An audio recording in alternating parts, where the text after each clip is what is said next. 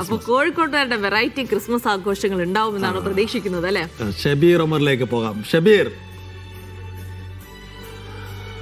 എവിടെ? ഷബീർ ദേ വരുന്നു. Shabeer, good morning and happy Christmas. ഞാനൊന്ന് കയറ്റിപ്പിടിച്ചിട്ടുണ്ട് സഫ്വാനോട്, കുറക്കരുത്. എവിടെയാണുള്ളത്? കോഴിക്കോട്ടുകാരുടെ ക്രിസ്മസ് ആഘോഷങ്ങൾ എങ്ങനെയാണ്? ഇച്ചിരി പൊലിപ്പിച്ച് പറഞ്ഞോളൂ Shabeer. Saifuddin Jilsy, good morning and merry Christmas. എന്തായാലും ആഘോഷം എന്തായാലും കോഴിക്കോട് തന്നെയാണ് ഏറ്റവും വലിയ ആഘോഷം എന്ന് നമുക്ക് ഉറപ്പിച്ചു പറയാം സൈഫുദ്ദീൻ. അതിൽ തർക്കമില്ല. ക്രിസ്മസ് ആയിക്കോട്ടെ, ഓണം ആയിക്കോട്ടെ, മറ്റെന്ത് ആഘോഷമായിക്കോട്ടെ, കോഴിക്കോട് അല്ലെങ്കിൽ മലബാർ മേഖലയിൽ എല്ലാം വലിയ തരത്തിൽ ആഘോഷിക്കും. ഈ ക്രിസ്മസിനും വലിയ ആഘോഷമാണ് കോഴിക്കോട് ഉടനീളം ഉള്ളത്. എന്തായാലും ഞാനിപ്പോൾ നിൽക്കുന്നത് കോഴിക്കോട് ദേവമാതാ കത്തീഡ്രലിലാണ്.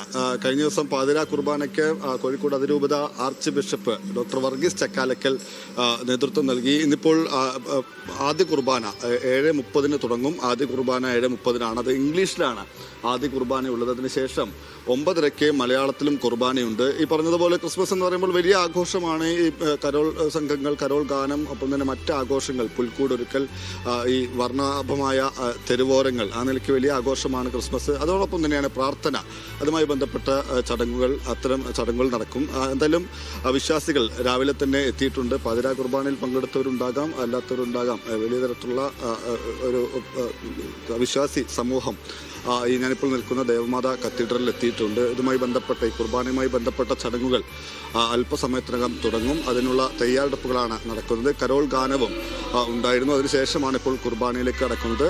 പറഞ്ഞതുപോലെ ആദ്യം 7:30 ഈ സമയം ഇംഗ്ലീഷിലാണ് കുർബാന. അതിനുശേഷം 9:30 മലയാളത്തിൽ കുർബാന ഉണ്ടാകുക. അതുമായി ബന്ധപ്പെട്ട ചടങ്ങുകളാണ് ഇപ്പോൾ നടക്കുന്നത്. വിശ്വാസികളെല്ലാം തന്നെ ഒരു പ്രാർത്ഥന ആ നിലയ്ക്ക് ഉള്ള ഒരു അവസ്ഥയിലാണുള്ളത്. എന്തായാലും അവരുടെ പ്രതികരണത്തിലേക്ക് ഒരു ഘട്ടത്തിൽ കടക്കാൻ കഴിയില്ല.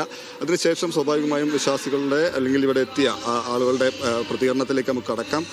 ഈ പറഞ്ഞതുപോലെ ഇതിന് ശേഷം, പ്രാർത്ഥനയ്ക്ക് ശേഷം ഈ ബന്ധുവീടുകളിലേക്ക് സന്ദർശനം, ഒപ്പം തന്നെ മധുര പലഹാരങ്ങൾ വിതരണം, അങ്ങനെ പല വിധത്തിൽ ഈ ക്രിസ്മസ് ആഘോഷം തുടരും. ഭക്ഷണം ഒരു പ്രധാനപ്പെട്ട ഘടകമാണ്. അത്തരം ഭക്ഷണം കഴിക്കൽ, അതുമായി ബന്ധപ്പെട്ട ചടങ്ങുകൾ, ഇങ്ങനെ ഈ ക്രിസ്മസ് ആഘോഷ ചടങ്ങുകൾ തുടങ്ങും. ആദ്യം ഈ കുർബാനയ്ക്ക് ശേഷമായിരിക്കും വിശ്വാസികൾ ഇത്തരം ചടങ്ങുകളിലേക്ക് കടക്കുക എന്നുള്ളതാണ് പറയാനുള്ളത്. എന്തായാലും ഈ പറഞ്ഞതുപോലെ ഈ കുർബാനയുമായി ബന്ധപ്പെട്ട ചടങ്ങുകൾ തുടങ്ങുകയാണ്. അപ്പോൾ അതിലാണ് വിശ്വാസികളുള്ളത്. അതിനുശേഷം അവരുടെ പ്രതികരണത്തിലേക്ക് കൂടി കടക്കാം. സൈഫുദ്ദീൻ.